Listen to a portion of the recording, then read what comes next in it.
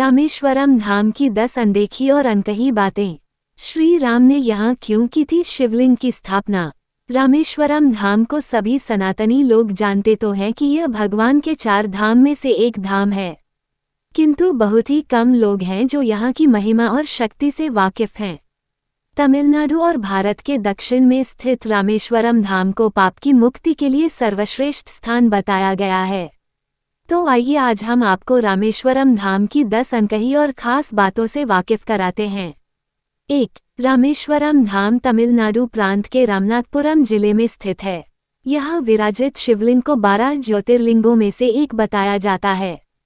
इसी बात से साबित हो जाता है कि रामेश्वरम धाम की महिमा कितनी महान है। 2. कहा जाता है कि जब श्रीराम रावण से युद्ध करने जा रहे थे तो राम को एहसास हुआ कि अगर भगवान शिव को प्रसन्न नहीं किया गया तो रावण से युद्ध जीतना मुश्किल होगा। तब राम ने समुद्र किनारे शिवलिंग की स्थापना कर शिव की आराधना की थी। रामेश्वरम धाम वही स्थान है। 3. मंदिर के अंदर मीठे जल के 24 कुएं हैं। इन जल कुंडों का निर्माण भगवान राम ने अपने बाण से किया था। आज 2 जल कुंड तो सूख गए हैं किंतु बाकी भी सुरक्षित हैं। इनके जल से व्यक्ति के जन्मों जन्मों के पाप खत्म हो जाते हैं। 4. यदि कोई व्यक्ति असहाय पीड़ा से व्याकुल है और वह सच्चे दिल से रामेश्वरम धाम आता है तो बोला जाता है कि उसकी पीड़ा खत्म हो जाती है।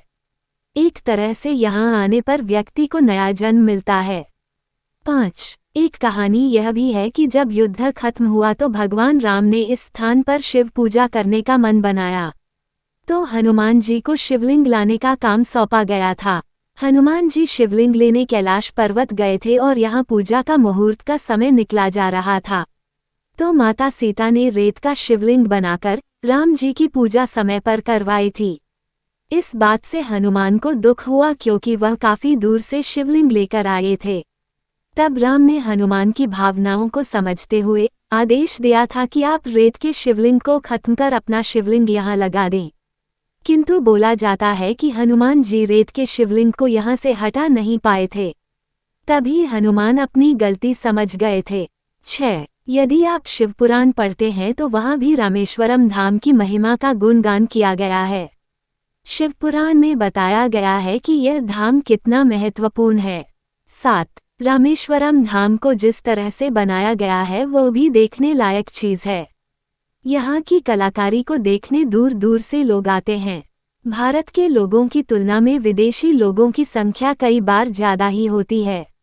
8. यदि कोई व्यक्ति रामेश्वरम धाम में जाकर शिव का अभिषेक करता है तो उसके साथ साथ उसकी 7 अन्य पीढ़ियों का भी भगवान पार करते हैं। यहाँ जाने से जीव को आवागमन से भी मुक्ति मिलती है। 9. रामेश्वरम मंदिर के पास ही कई अन्य हिंदू तीर्थ स्थल हैं, जैसे हनुमान कुंड, अमृतवाटिका और बराम तीर्थ आदि। भक्तों का यहाँ जाना भी जरूरी बताया गया है। 10. मंदिर के पास ही एक जगह ऐसी है जिसके बारे में बताया जाता है यहाँ राम और विभीषण की पहली मुलाकात हुई थी। आज इस स्थान पर मंदिर बना हुआ है। इस तरह से रामेश्वरम धाम की महिमा को जितना बताया जाए उतना कम ही है। हर हिंदू का उद्देश्य होना चाहिए कि जीवन में वह एक बार रामेश्वरम धाम की यात्रा जरूर कर ले। यहाँ आने से व्यक्ति के जन्म जन्म के पाप कर्म खत्म हो जाते हैं।